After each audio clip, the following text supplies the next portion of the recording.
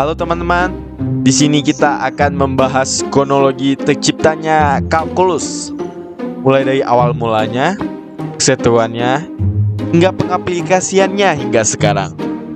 Baiklah, mari kita mulai.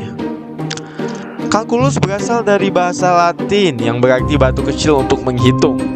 Cabang ilmu yang kita pelajari di sekolah SMA dan beberapa prodi saintek di kuliah ini tentunya memiliki banyak cerita dan peristiwa yang bukan hanya biasa, tapi luar biasa, dan menjadi ilmu amarta yang membantu pergerakan dunia hingga sekarang. Menjadi kata umum untuk pembeda dan memiliki ilmu yang masyhur dan kompleks dalam pembuatan dan pengaplikasiannya. Sebuah ilmu yang telah berkembang dari zaman Mesir kuno hingga Eropa dan tetap dipakai untuk pergerakan ilmu pengetahuan. Itulah yang kita kenal dengan kalkulus. Semua hal itu dapat kita tarik pada zaman Mesir kuno, yaitu papirus Moskwa Mesir yang dibuat pada tahun 1800 sebelum Masehi, di mana orang-orang Mesir menghitung volume dari fustum piramid Archimedes dan mengembangkan pemikiran ini lebih jauh dan menciptakan heuristik yang menyerupai kalkulus integral.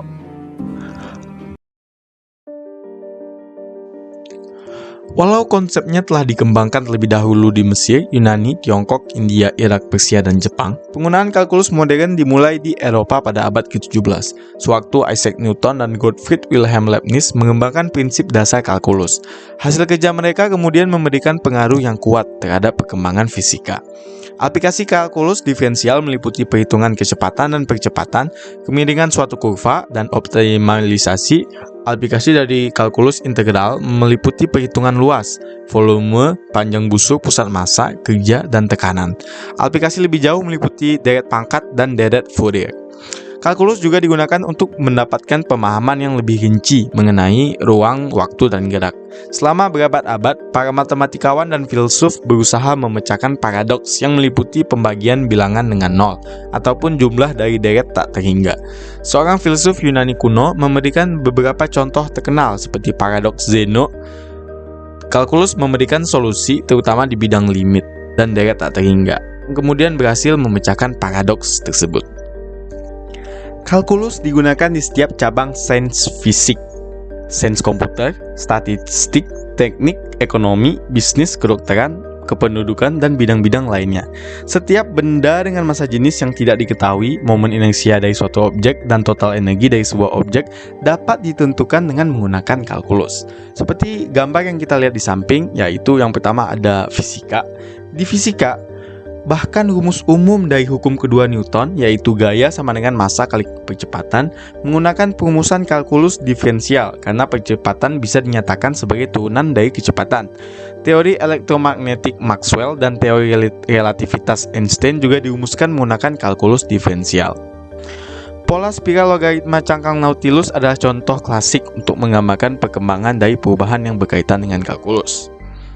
Lalu di bawahnya ada gambar pembangkit listrik tenaga nuklir. Peran kalkulus di sini yaitu dalam subdisiplin listrik dan magnetisme. Kalkulus dapat digunakan untuk mencari total flux dari sebuah medan elektromagnetik. Contoh kedua yaitu di bidang ekonomi. Kalkulus digunakan untuk menghitung biaya marginal dan pendapatan marginal, yang memungkinkan para ekonom untuk memperkirakan keuntungan maksimum dalam setting tertentu. Kalau yang kedua, yang gambar di bawah yaitu ada di dalam bidang ilmu teknologi atau IT. Kalkulus digunakan untuk merender objek 3 dimensi yang hasilnya realistik. Dalam bidang politik, kalkulus juga digunakan untuk membuat siasat, sedangkan dalam bidang pendidikan, kalkulus berguna untuk meningkatkan minat belajar, meningkatkan gairah belajar, dan meningkatkan kreativitas komunikasi. Hikmah yang bisa kita ambil adalah kalkulus merupakan ilmu yang sangat amat berguna. Dengan mempelajari kalkulus, banyak manfaat yang akan kita dapatkan. Selain menghitung, kita bisa dapat lebih teliti akan apa yang akan kita dapatkan. Sudah sepantasnya mulai saat ini kita mengubah perspektif kita terhadap kalkulus. Kita ubah pandangan kita yang menanggapi kalkulus adalah pelajaran yang sulit dan hanya membuat kepala pusing, dengan menganggap kalkulus adalah pelajaran yang mengasyikkan dan menyenangkan.